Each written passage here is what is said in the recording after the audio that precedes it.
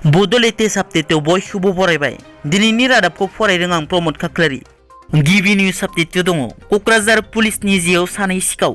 Kokrajhar police बिफाना सानै मोसौ सिखाव हमनो हादों। हमजानाय सानै मोसौ सिखावखौ 31 बोसोर बैसोनि आलहाज आली आरो 33 बोसोर बैसोनि नुर रेहमान होनना सिनायथिनो हादों। हमजानाय सानै सिखावखौ चिरां जिल्लानि सट्ट माजाबारिनिफ्राय खानो हायो। हमजानाय सिखावफोरखौ पुलिस थानायाव लांनानै सोंनाय फिननाय खालामनाया सोलिगासिनो दं होनना मिथिनो मोननाय जादों। बेराफारसेथिं कक्राझाराव मोसौ सिखाव आरो पुलिसनि गेजेराव गावग्लुं-गावसिनि जाथाय। कक्राझार जिल्लानि जावलियापारायाव जादों बे जाथाया।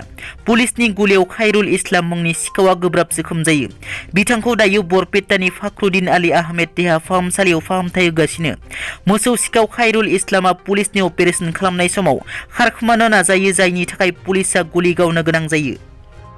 सासे बर' फिसाया दुलाराय बर' हारिखौ गोग्गा होदों। डक्टर पिनस हाज'वारिया बर' हारिनि गेजेराव गिबिसिन IIMआव एसिस्टेन्ट प्रफेसार महरै थिसनजादों। चिरां जिल्लानि सिङाव थानाय निज्लागुरि सान्तिपुरनि थागिबि ब्रिन' हाज'वारिनि फिसाज्ला डक्टर पिनस हाज'वारिया PhDखौ बेंगालरनि इन्डियान इन्स्टिटिउट अफ साइन्सआव आबुं खालामो आरो बिथाङा दायो जार्मानिनि इउनिभार्सिटि अफ स्टुटगार्टआव पस्ट डक्टरेल नायबिजिरगिरि महरै खामानि मावगासिनो।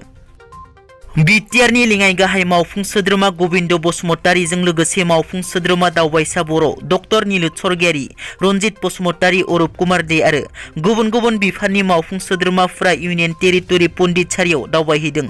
बिथांमोना इउनियन टेरिटरि पन्डिचेरीनि चिफ सेक्रेटारियेटआव जयै गांसे फट' लानाय ससियेल मिडियायाव नुनो मोन्दों। बिथांमोना मानि थाखाय दावबायहैदों दासिमबो मिथिनो मोननाय जाथ'वाखै। बाक्सा जिल्लानि सिङाव थानाय गरेस्वराव बावैसो सान सिगां जालांनाय भाइराल भिडिअखौ लानानै बेले-बेजे। गरेस्वर हालामनि सिङाव थानाय बागटबा रेस्टुरेन्टआव गाज्रि भिडिअखौ सेबखांनानै ससियेल मिडियायाव भाइराल खालामनायनि अजदजों रेस्टुरेन्टनि बिगोमा मुकुट दासखौ पुलिसआ सोंथि खालामनो थाखाय लांनाय जादोंमोन। बे जाथायनि उनाव बे केसखौ बोखारना लाफिननायनि थाखाय पुलिसनि मुङाव दिनेश बर' मुंनि सासे सुबुङा 1 लाख रां दाबि खालामनायनि अजद होयो रेस्टुरेन्टनि बिगोमा मुकुट दासनि बिसिया। बे 1 लाख रांखौ मुकुट दासनि नखरा होनो हायैनि थाखायनो मुकुट दासखौ फिन पुलिसआ हमनानै लांदों होननानै बिसिया अजद होदों। मोनसे दुखुनांथाव रादाब। जिटि दुवार दखरा एबसुनि बारग' आफादगिरि, खुंग्रिं दालाइसा एबसुनि गायसनगिरि आफादगिरि आरो आथिखालाव खुंग्रिं गोजौ फरायसालिनि लेङाइ फोरोंगिरि बिश्वनाथ बसुमतारीया गोबाव समनिफ्रायनो केन्सार बेरामजों भुगिनांनानै दंमोन। केन्सार बेरामजों नाख्रेबजानानै बिथां बिश्वनाथ बसुमतारीया थांनाय मोनायाव हरखाबै रुंसारि जालाङो। बावैसो सान सिगां निट आनजादनि फिथाइ फोसावदोंमोन। नाथाय बे निट आनजादनि फारिलाइयाव माखासे ट्राइबेल नङै फरायसाफोरनि मुंखौबो एसटिनि फारिलाइयाव नुनो मोन्दों। बे फारिलाइखौ लानानै ससियेल मिडियायाव गोबां सावरायनायबो नुनो मोन्दों।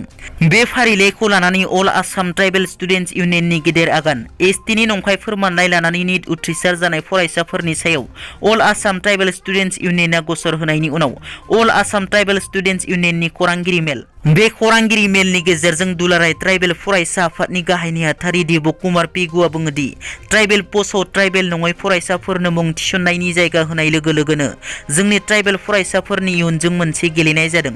बिथाङा आसामनि सोलोंथाइ मन्थ्रि रानज पेगुनिसिम खावलायो दि बे निटनि ट्राइबेल पस्टआव ट्राइबेल नङै फरायसाफोरनो मुं थिसननायनि जाय जायगा होदों थाबैनो इनकुवारि जानांगौ। इनकुवारि खालामनानै जाय दायनिगिरि बे दायनिगिरिखौ मोनसे गोख्रों साजा होनो थाखाय जों दाबि खालामो। आरो फारिलाइयाव थानाय फरायसाफोरा मुं थिसननायनि समाव ट्राइबेल कास्ट सार्टिफिकेटखौ बहा मोनखो? ट्राइबेल कास्ट सार्टिफिकेट गैयालासे माबोरै ट्राइबेल पस्टआव मुं थिसननायनि जायगा मोनखो? आरो बे ट्राइबेल कास्ट सार्टिफिकेटखौ सोर होयो? बिनि सायाव तदन्त खालामनो दाबि दैखाङो। दिनैनि रादाबा एसेनोसै। नोंथांमोना जुदि आंनि चेनेलखौ दासिमबो साबस्क्राइब खालामाखै, अन्नानै साबस्क्राइब खालाम। गोजोन्थों।